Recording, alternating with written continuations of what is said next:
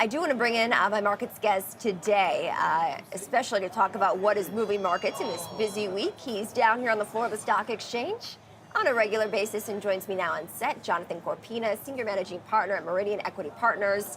Jonathan, thanks so much for joining. Krista, thanks for having me. A very busy week for you and your firm.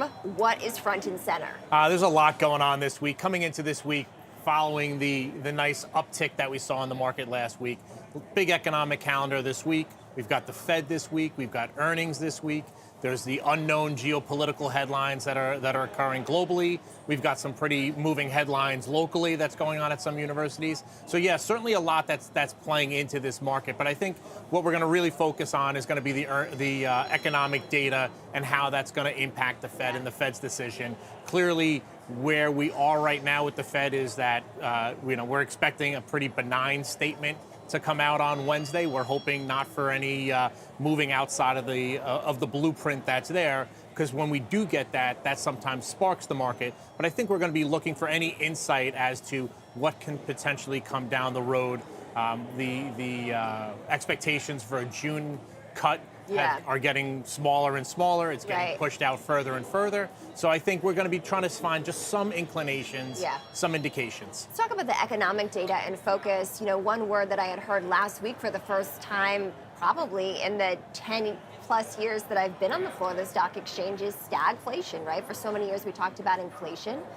But some saying concerns about slower growth, even though the economy is still growing, inflation still a little bit higher than what's expected. How does that factor into some of the economic data that the Fed needs to digest? Right. I mean, I think looking at the economic data that we got this morning, it's just showing us that we're not seeing that progress, or the Fed's not going to see that progress that they've been looking for, those indications that are going to allow them to make a move. So yes, overall, I think we have seen some growth and some stability, but it's not moving in a fashion at a pace where I think we'd like to see, which would then give the Fed the ability to start cutting rates and trying to see how that would affect on our economy and our overall markets. So we're in this very strange area right now where we continue to see, like I said, growth, but the market seems a little fragile to me. Our geopolitical risks are fragile, and I think the Fed's using all of that to kind of hold on to their cards close to their chest. And I know you're not necessarily one to pick stocks. Sometimes, obviously, we have people come on our show, investment advisors, who do give stock picks and things of that nature.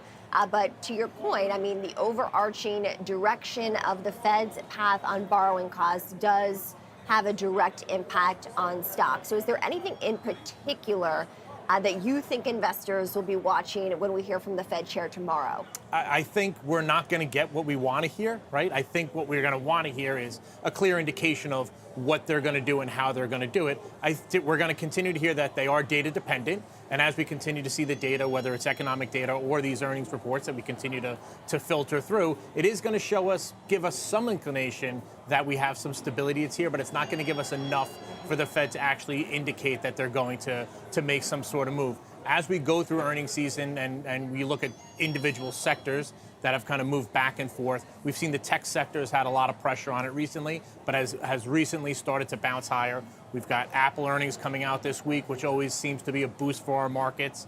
We've got Amazon later on today, which again always seems to add some pep into our market. So hopefully we can hold on to a few things there, but I think overall it's going to come down to the Fed. I feel like we're going to be disappointed with a pretty much non-statement from the Fed. It's interesting. I mean, we've been seeing a little tiny bit of dip buying, right, in certain sectors, certain stocks that have been sold off in the wake of what has been a lower April. But it does seem as if there kind of is that lacking momentum to really take the market to new highs. What's your take? It is. So take a step back where we were end of the year last year. We had a nice run up towards the end of the year. That's continued. We've been talking about when is this pullback going to occur? What's it going to look like? We've seen it, right? We've seen a 5 to 6% pullback in the market, not very swift, not very strong. It just kind of bled itself into the market.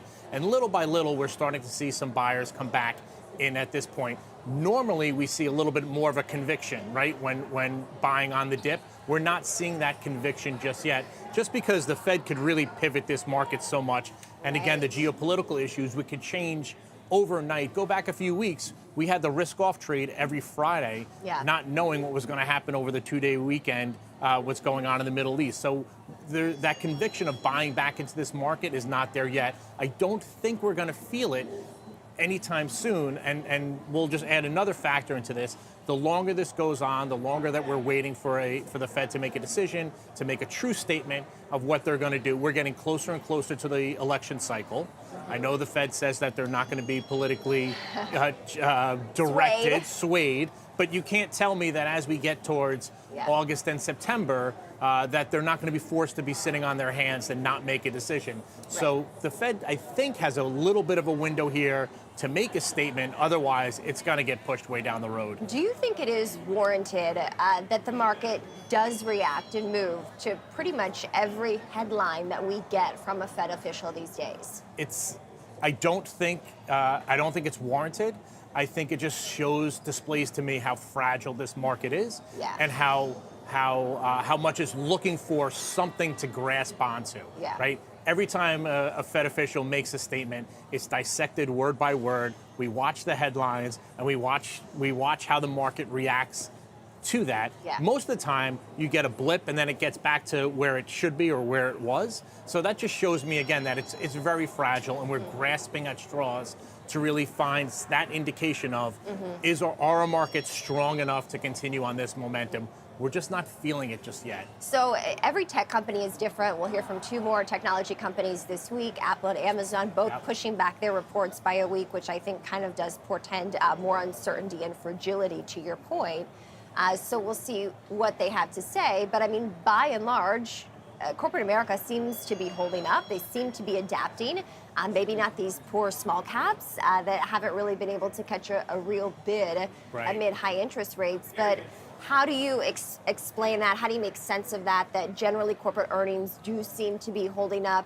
They seem to be growing at a time when interest rates remain high and the path forward is uncertain. Right. So a couple of factors there. We've been through this cycle for quite some time, right? We'll back up a whiles, right? So we went through COVID, and earnings season after COVID, every earnings season had the COVID excuse, right? We're still trying to navigate through COVID. Then it went through, we had supply chain, and now it's interest rates. So I think the expectations aren't that high as we go into earnings season. But I do think companies have managed very well, the larger companies have managed very well to get through these very troubling times, especially with interest rates. So they've been able to really plan and focus on how they're going to get through this quarter and the next few quarters. So their forecasting has been right. For the smaller companies, like you said, the small caps, we've seen it in the Russell. The Russell has kind of lagged behind all the other momentum that we've seen in the markets. So some of the smaller companies haven't been able to really participate on that level there. But I think from an overall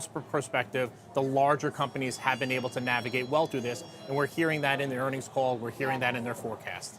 From a trading perspective, are there certain levels on the major indexes that you're watching that could provide momentum to the upside or the downside? Yes, I think those psychological levels that we see in the Dow and the S&P, as we've seen a lot of varying back and forth. I do really like watching the VIX. I think the VIX has been a really good contraindicator, obviously, to the market, the fear index that's there. So we've peaked 21.5 about a week and a half ago, as we've seen a lot of tension that's been going on in the Middle East. It's dipped back down. We've been trading around the 15 level. I've kind of like to see it move a little lower to get to some nice little band that's there. But we still see a lot of volatility that's happening there. S&P, Russell, like I said before, Russell has been lagging behind. We've been hanging around that 2,000 level. Like it's really got to stay above there and get some support. What do disappointing Apple results and potentially Amazon results mean for the path forward for stocks? Yeah, I don't think we're going to get it from Amazon, right? I think Amazon always kind of pretty much holds their weight.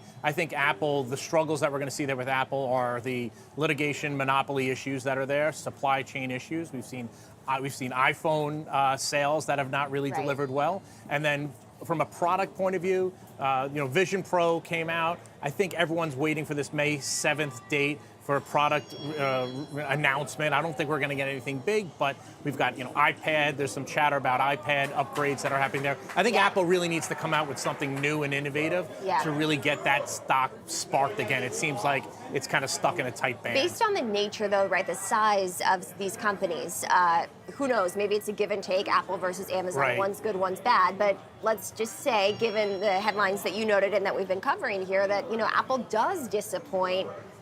Could that take stocks lower? Yes, I do. I think people look at Apple as a household name. I think they look at it as an indicator.